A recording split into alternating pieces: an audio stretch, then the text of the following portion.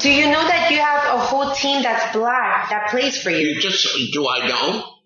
I support them and give them food and clothes and cars and houses. Who gives it to them? Does someone else give it to them? Here's Donald Sterling explaining what Oprah called today the plantation mentality of his political philosophy, at least when it comes to not letting his mistress post pictures of herself with African Americans on Instagram because it is just embarrassing because his friends from the country club call him and tell him that she is out, that his mixed race mistress is out with black guys. Those got to be like Donald Sterling's older friends. He's like 82, right? It'd be like his older friends in their 90s. Do you know what your girlfriend's doing? Can't you keep your chippy in line? Your chippy. Our old friend Michael Steele is here. There's so much to talk about with Michael Steele today. I don't know where to begin. I don't either.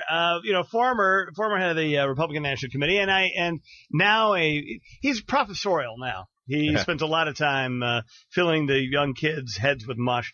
And there is let's get right to this. Did the NBA do the right thing in your estimation here? They did do the right thing, and I think it sends the right kind of signals throughout all of sports that when it comes to the ownership of these teams, there is an expectation. Yeah, you're talking about billionaires and the perception that these guys generally are protected and, no one can touch them. Well, the NBA has shown they can be touched. They're going to break this team down. They're going to sell it. The owner is banned for life, as well he should be. I mean, some of the most, age notwithstanding. I mean, gee, dude, get a grip. You're dating a half black, half Mexican, 31-year-old woman. I mean, and to say to her, "Oh, gee, you can't hang out with black people," it's just so blindly ignorant. It's not even funny. All right, hold on a second. I think it's possible, Michael. I think it is possible that she never told him she was half black. I think that is possible because remember, he says at one point, we played this kind of just a few minutes ago. He says at one point, "You're supposed to be a prim and proper white girl or Latina girl or whatever." I think he just kind of ignored that part of who she was, because she says to him at one point in one of the tapes that, "Well, of course, I'm half black."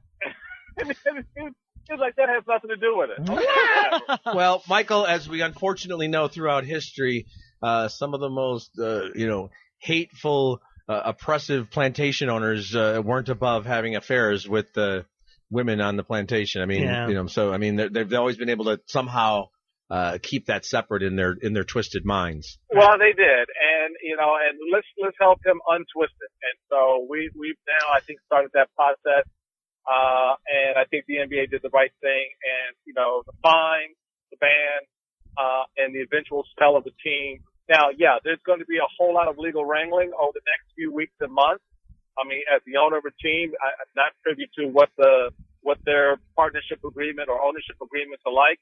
But I'm sure that there are some clauses that he can rely on to protect his interests. Yeah. So this is going to get dirtier before it gets cleaner. But at least the first level, the top level of this has been dealt with, I think, rather appropriately. Hey, Michael, I wanted to ask you too, as a guy who's been a very, very high-ranking member of the Republican Party and somebody that knows political circles on both sides of the spectrum. Was this guy ever political? Was he a name that ever came up when people were talking about fundraisers? As you know, he contributed to Democrats, but he's apparently been a registered Republican for nearly 40 years. Is he somebody whose name would come up? No, not at all. Not in any of the circles that I was familiar with. Certainly not in the donor class or group that typically contributes to the RNC. He was a registered Republican, which is virtually meaningless since most of, if not all of his donations went to Democrats. And so, no assumptions about how he voted in elections, which is irrelevant to the fact. Right. I just think that by and large, he's a guy who, was registered one way and acted politically another. Only on talk radio is it relevant whether it was a Democrat or Republican. Right. I'm still worried about that Colbert, Michael. I got to tell you. Let me ask. let me ask you about Michael Grimm here real quickly. Michael Grimm, the congressman, been indicted now. Only Republican from New York City in the House of Representatives at the moment. It appears now he's not going to run again for his seat this fall. How much of a blow is this? And let's just talk about it. Does he portend any embarrassment potentially for the party? Of course, any time you have a member of your caucus behave inappropriately, or in this case engage in allegedly illegal activity that requires or results in a 20 indictments from the prosecutors, that's embarrassing and it's a problem. I mean, John Boehner came in very much like Nancy Pelosi did when she assumed the speakership, talking about cleaning up and doing better at policing members. And clearly, there's a whole lot more policing that needs to be done. The level of what this guy did is not something that would necessarily fall into the purview of the speaker. I mean, in terms of how he manages his campaign finances and what he spends his money on.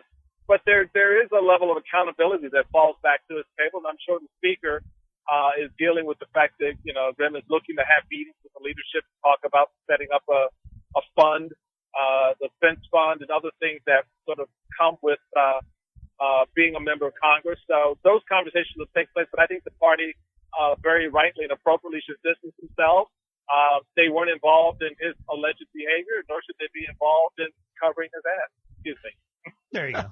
Well, I understand that Chairman Steele is going to be in Chicago for a couple of weeks, and he's going to be joining us in studio, I believe, later this week. Wait. So looking forward to it, Michael. It's going to be fun, guys. I'm teaching at University of Chicago, the Institute of Politics, the IOP. I'm doing a class on how we rebrand the Republican and Democrat parties in the 21st century and whether the country's ready for a third way.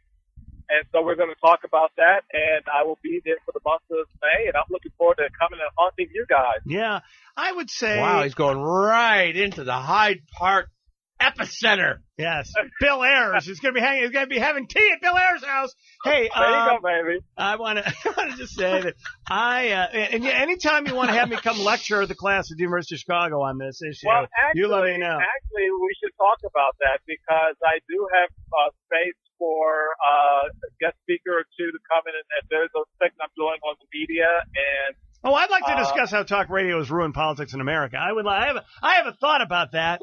All right. Well, I will call you and off. I'm a part of it. We'll set something up. All right. Well, we'll see you next. We'll see you later this week here. Yep. And Thanks, Michael. I'll also tell you what my stipend is and all that for boy. that. That's a big deal. You'll enjoy that.